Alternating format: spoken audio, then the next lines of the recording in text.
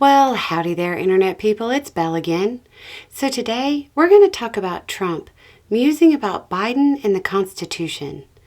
Trump continues to reminisce about President Biden being his opponent.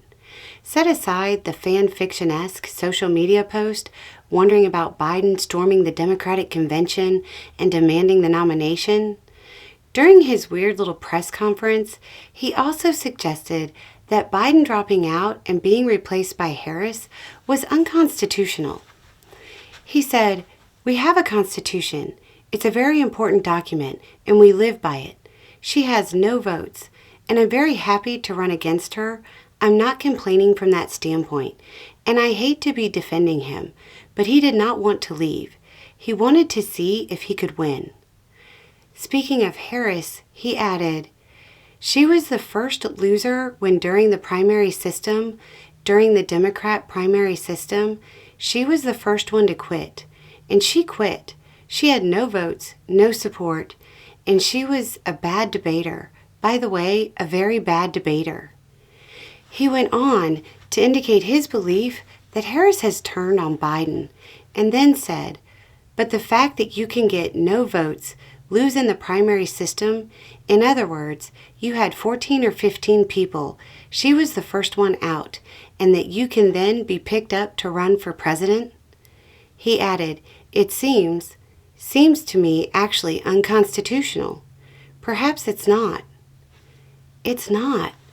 He said it seems unconstitutional. Based on what exactly? What specifically in the document he swore an oath to preserve, protect, and defend led him to that conclusion? There is nothing in the Constitution that even remotely hints at this. The word party appears 4 times in the document. None of those are in the context of a political party. The word primary does not appear in the document at all. There's nothing, and I mean nothing, that could realistically lead someone to this conclusion.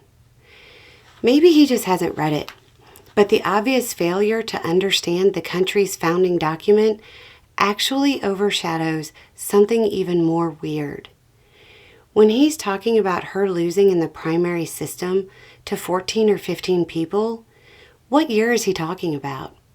It wasn't the most recent primary. He's talking about 4 years ago. He's talking about 2020. He more and more often appears to be frozen in time, as if he just can't follow events after 2020. Trump's ideas have always been dated, but maybe Americans want somebody who is clinging to the past. But with as fast as the world is changing today, do we really want somebody who can't keep up with events? Anyway, it's just a thought. Y'all have a good day.